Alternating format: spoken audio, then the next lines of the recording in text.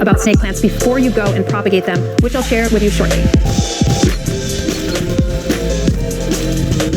Now, there are over 90 species of snake plants that are out there, and countless cultivars or cultivated varieties of plants which have been specifically selected for an interesting trait, like perhaps a cool growth form or some type of modeling or coloration, as in the Dracaena trifasciata laurenti, which has these beautiful yellow markings on the edges of the leaf. Now, if you have a snake plant with some really interesting colorations or patterns, then that will likely determine how you are going to propagate your plants. So why is that? Well, snake plant cultivars are known as paraclinal chimeras, which means a whole entire layer in the meristem, which is the growing region, contains a mutation.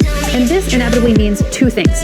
One, they are fairly stable as far as coloration or modeling goes, but two, they cannot be propagated from leaf cuttings. Instead, they will end up reverting back to their original color form, which is likely going to be green. Now, that being said, they can be vegetatively propagated through division, for instance, and then they will maintain their color patterns. So if you take this is one of my Sansevieria Dracaena masonianas, and you could see that it has this underground rhizome here, right? So if you cut it off at that rhizome and you're dividing this one from this one, it will actually maintain whatever color pattern or unique growth form that it has. But if you're going to take a leaf cutting like this off of it, then it will likely revert back to green. Now, speaking of cuttings, you can grow cuttings in water or semi-hydroponic like leca, or you can do it also in a potting medium. Now, growers will most likely use potting medium because that is where the plant will end up, in a nursery pot with potting medium. Now, at home, it might be easier to try water propagation and then plant it up in a planter pot. So here I have one of my Dracaena trifasciatas, and you can see that this has been sitting in water for quite some time. That is pretty much ready for planting up in any type of potting medium, or you could keep it in the water. And then here I also have some water propagation. So to show you this one, this is one that I saved in the middle of winter. So it was tossed out on the side of the street, and it was a pretty clean cut. When I tried to lift it up, it actually broke off because it was like semi-frosted or semi-frozen. And I put this in water, and look at it. It actually ended up rooting up, which is really great. But I just found another snake plant that was tossed out in the street. It wasn't in any substrate. It was just on the side of the road, believe it or not. And you see that this one was pretty mangled when I got it. This is not a clean cut, so it's never going to grow roots. In fact, it'll probably end up just rotting, which is why I started to take cuttings from the top, which I'll discuss pretty shortly. Otherwise, cuttings are pretty easy. You do have to wait a while for them to root, but eventually most of your cuttings will root. And if you're just growing green varieties with no variegation, then this is really a viable way to grow. Now, you could take a whole leaf, like the one that I just showed you, and again, just be aware that you're actually cutting very close down to the rhizome, so that at least your plant will get some time to root up. And then if you're going to be taking cuttings like this, then you're going to want to remember what side is up. Now, obviously, when you take the top of it, you'll know which side is up because it tapers upwards, right? So then you have this bottom right here. And then I sliced this one off. And the reason why I slice these off is that you have to give them time to suberize or callus over. Because if you just try to put these into water or a potting medium afterwards, it's more likely to rot that way because snake plants are susceptible to both bacterial and fungal infections. And I covered that briefly in the snake plant care video, but you will want to make sure that you just let this suberize over. So I've had this suberize over for about 24 hours. You can wait a little bit longer than that as well. Now, many people ask about using rooting hormones to help root your snake plants, but that typically is unnecessary and is just an extra step, so I would say you don't need to do that. All right, so this is what I did. Now, I cut this one at an angle because this gives more surface area in order for roots to be able to happen. So I have some that are like this, and I have this one in leca. I'm just gonna pull this out right now. And this one's pretty straight. There's no roots to this yet, but you can see it's not rotting. It is starting to, you'll see that it's starting to just wrinkle up here, which means that there's not really any water that's coming up through this plant because there's no roots. So one thing that you may want to do is create like a little humidity tent with just like a plastic bag around it. I'm actually gonna remove some of these leca balls because you have to kind of backfill them. It's hard to actually stick this back in. So let me just do that now. And just to see how this looks, like if I take this out, this is actually a teeth strainer, believe it or not. And I find these to be very effective ways to do semi-hydroponics in the home or to root up certain plants. Okay, so that I think is enough. So there's water down in this basin, that's how I have it. So this is just an upcycled Health Aid bottle. And then this is a teeth strainer, so it has some minute holes that allows water to sit in. And then I'm just gonna fit that down in there. And then I'm just gonna backfill with some of those semi-hydroponic balls. Now, I actually washed these out because they're a little dusty, and you could boil them as well if you want, and if you really want to clean them out. But I learned, because I use some clay in my biopod, and it really gets murky water, so if you do your fair share of actually washing out your semi-hydroponic substrate, then it'll probably be better because it's just a little less dusty. There you go. So that's that one. And what we're going to do now is actually take some cuttings, and I'm actually going to go straight with this now. I know I sanitized this already, but I'm going to re-sanitize your shears. Again, because snake plants are really prone to bacterial or fungal rot, you're going to want to make sure that everything is sanitized. And I'm just using isopropyl alcohol, and I'm cleaning off the blades. So about 4 to 8 inches, especially with a long snake. Now, if you have something that has a small leaf, then you would want to take the entire leaf. So I'm just going to cut it here, and I'm going to do a clean cut across. And again, I want to make sure which side is up. So you could just take a little marker, and you know that side is up. I'll even put up so you know. That means this way where I just cut is going to go down into the substrate, because if you do it the opposite way, unfortunately, it's not going to root. It could get very confusing, so you really want to mark them right away. And then I'm going to actually cut another one, but I'm going to use that little triangle tip. There we go. And again, I'm using this one to cut because, again, this one is not going to survive if I keep it in the water. It's just too mushy. It broke off in a weird way. And in order to give this a second life, then I'm going to use this. So again, this one is down. So this goes up. And these two I'm going to have to let suberize over because, and again, that means callus. And these have already been calloused over. So that's what I'm going to do right now. So I have a nice little planter pot right here. I'm going to move this one down. I just have some cacti and succulent soil right here, so I'll show you what I'm using. So this is just Espoma organic cactus mix, and it's a little bit of a peatier mix, and it has perlite, which is that puffed volcanic stone already. So this is a closer view of what perlite looks like. And typically when I'm potting up a plant and like this, and I'm trying to get roots in it, I will go maybe with a potting medium and 50% perlite, or sometimes I'll just go 50% vermiculite. And vermiculite is also kind of a puff stone. They use like biotite or phlogopite, and this one provides aeration, but it's a little easier on the roots of plants. So it's really what you prefer. Sometimes I will use 100% vermiculite to actually pot up a plant and try to root it up. Now this vermiculite is a little bit smaller than what I'm typically used to, so I am actually going to put in a little bit of perlite just so I could have some aeration. If you went with all perlite, that's a challenge because it actually can deform the roots when the roots form. So I'm just going to add some of this. I just have this white planter pot right here, so it can catch some of the soil that's going back in the base, and I don't want to create too much of a mess here. But this is a really nice light, airy mixture. All right, I'm just going to add it almost up to the top, but give it an inch or so when you moisten this up. And again, I let these suberize over, so what I'm going to do with this one is just place it down in here. I would say maybe about 1 inch to 1.5 inches down. And I'm also going to try this one, and we're going to see which one roots actually better and experiment with that. And then what you'll want to do is actually do a tent over this to bring up the humidity, because these snakes will actually transpire and lose water, and then it'll start to ripple up like this. So if you create a little tent around it and maybe poke some holes in that plastic bag, then it'll allow some airflow in and it won't rot, but it'll keep some of the moisture in there for those snakes. So I think the next thing that I'm going to do is divide this one, because I can't take a cutting of this, because as I mentioned, if I take a cutting of this, all this beautiful yellow variegation and modeling is going to go away. So I just want to get my hands in here and rip it up a little bit and see what I have so I can show you as well. So let me just get this out of the way. I'm going to bring this back up,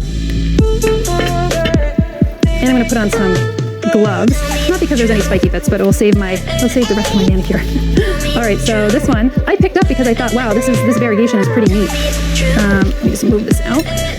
Really nice root structure. And you can see actually that there's a little baby just growing up right here. Now this may look a little different. It has this lime green tone, and this is a little bit more like yellow or chartreuse, but it's largely because sometimes when a new snake plant leaf is coming in, it'll look very different in form and coloration, at least initially when it's growing, than the mother plant. So I'm just like working the soil away just so I could show you.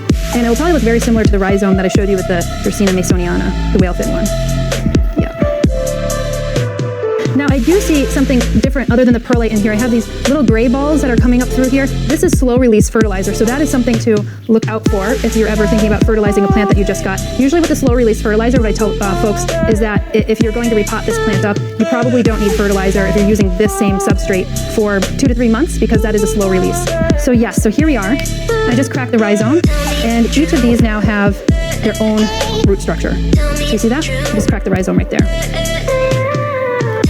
And again, this is the only way that I'm going to be able to maintain this coloration, because if I slice this leaf, it's going to revert back to green. All right, I'm just going to put this right back in here. and backfill it with some of this.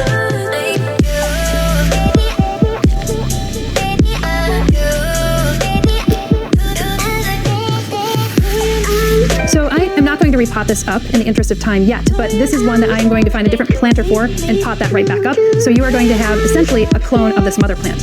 Now there is another way to actually propagate your snake plants, and that is with seed. And I know that's a little bit more uncommon because snake plants often don't produce flowers or seeds indoors, and it takes a long time for them to germinate and grow into a mature plant. However, this will bring in more genetic diversity, and if you want to hybridize your plants, then this is actually a way to do it. So if you're lucky enough to have 2 different species flowering at the same time, then this is what you can do. Now snake plants will more likely flower if they're given adequate light and if they are a little bit pot-bound. Now, different snake plants have different type of inflorescences, so some are branched, some are unbranched, and their flowers are typically whitish or a little yellowish, pretty light colored. And what I've noticed is that they will flower and open up more at night and are pretty perfumey. So what this implies to me is that they're probably pollinated by moths. So that's when you're actually going to be getting out your paintbrush and doing some hybridizing if you're into that kind of thing. Now, in fact, someone asked me if there are crosses between Dracaena and the genus formerly known as Sansevieria, and the answer is yes, there has been, which is pretty cool, though I haven't seen any of those plants make it out on the market yet. And so I want to show you some of the seeds from the snake plant. Let me actually take my gloves off. Now, this is what the seeds of a snake plant look like, and actually I have some left on my Dracaena philipsae. So this is the inflorescence, so that you can tell it's a tall inflorescence. This one's unbranched, and it had these little fruits that formed here. Now this is obviously a dried fruit. If you're going to propagate by seed, you're going to want to take these as fresh as possible, so that's going to increase your germination rate. But you want to remove this outer hull or covering. So you'll see that it has this like fleshy covering right here. You're going to want to remove that. It's going to look like this. Once you remove that, the dried seeds are going to look like this. I actually removed these last night. So this is what the seed of snake plants look like. And this is from Sansevieria pearsonii, which I can't remember what the new Dracaena name is. So there you go. I have 3 of those seeds right now. And what I'm going to do is take some of that potting medium that I had and plant those up. So here again is some of that potting medium. Fill this right up, just in the same way that I put the cuttings. And in this case, you're going to want to probably put this on a heating mat if at all possible, and heat up the temperature of the soil to around maybe 70 degrees Fahrenheit. And you don't need to put this in a really intense light situation either, because you're going to dry out the soil. And you're probably going to want to put a little bit more of a humidity tent on top, similar to the cutting. There you go. And I am just going to drop these seeds right into here. So I'm just going to lightly spread some of the soil on top. You don't want to cover them too much. And I have actually never propagated snake plants this way, so it'll be very interesting to see if these will grow. Again, they weren't the freshest, and your germination rates are going to increase if they are fresh seed. But there are so many different ways in order to be able to propagate your snakes. I hope I showed you a good number of ways, from division to various different ways to do cuttings, and also through seed. And I hope this sheds some light on some of the best ways to propagate snake plants for you. Did you know that you can be a supporter of Plant One On Me? Well, take a look at our sustaining membership, because through your direct support, it helps allow us to keep producing high-quality videos. And some of the easiest ways that you can support are liking the video, subscribing to the channel, and hitting that notification button to get these videos delivered to your inbox. If you're interested in furthering your houseplant education, then take a look at our courses and digital offerings, like Houseplant Basics for beginners and the Houseplant Masterclass, both of which will give you a certificate of completion when you're finished with the courses. Information on all these offerings can be found on the website at homesteadbrooklyn.com. Okay, so it's a few weeks later after I filmed the snake plant propagation video, and I wanted to show you where my snake plant propagation is. So if you remember, I did some in water propagation, which two different cuts on the bottom, so one with a straight cut and one with a triangular cut at the bottom. And then I have one in for this hydroponic electric balls, which I've always had really good results in this case, whether it's electric balls or with sphagnum moss or anything along those lines for vermiculite. Anywhere where there's like water in the bottom and I use this tea strainer has been pretty successful, so I'm interested in seeing the roots on that. And then I also have one that I planted in potting medium and tried to keep relatively moist the whole time, and even put some plastic over the top and tented that over. And we're going to see which ones rooted out the easiest. And I'd love to hear what you think before I actually do the big reveal. I'll tell you what I think. I mean, well, one, I can actually see the roots on these guys already, but I would suspect that this one has probably done the best for me, just because of history of doing this. And then I'm assuming the water is probably the second most, and I'd say that this one probably has the smallest roots. I think largely because it's a little bit harder to keep this evenly moist. I also have some others here that I accidentally knocked over the other day, so this one got a little tattered, but I noticed that when I put this one in here, it already started to root up, so you can see the roots on that guy. This is great. And I have this snake plant that I had also got. I didn't cut this one the end of this in order to be able to root up. And I still have my ZZ plant in here, and you can see how many roots, unrelated to the snake plant, you can see how many roots that guy has. So I'll keep them in here until I am able to pop those up. So let's do this reveal. This one will be the first. And you'll see that this one is the one that had been notched at the bottom. And what's interesting about this is that it's putting up all the roots right around where that notch is. And then this one was not notched at the bottom. It was just straight across. You can see it has far less roots, but it does have roots here in the middle, but also has some roots here on the end too. So that's fascinating to see those two different results there. But otherwise, rooted up quite nicely. I have that right in my northeast window, and it seems to root up fine. I change the water in that as well every week. All right, we'll see this one. This I might have to take out of the leca balls. So, and you can see, wow, that is very well rooted. I would be very curious to have done this with a notch in the bottom, but you can see all the different roots along the edge rooted up very nicely on that one. So I'm quite pleased with that. Some of the roots broke off in there, so manage that. This right across. Oops, dropped the leca ball. And let's see if they're overwhelmed or underwhelmed by this one here. Still some moist ground. So I think I did two versions of this. I did one with notching and one without notch. Not one notched and one not notched. And hey, this is rooted up as well, so quite a bit of roots on that. Really hard to see because it's got soil on it, but let's just play around with that. And there you go. You can see quite a bit of roots, so I'm very pleased with that one as well. And see this one. This one's might be the notched guy. Yep. And how about that? Some roots right there too. So all in all, this has been really successful. All three of these have rooted up very well. I would say that the leca balls in this homemade tea strainer actually worked, I would say, the best with the density of roots. And then the second host, I think, is pretty much a tie. I mean, these guys both had pretty great roots, whether it's water propagation or soil propagation. You may argue that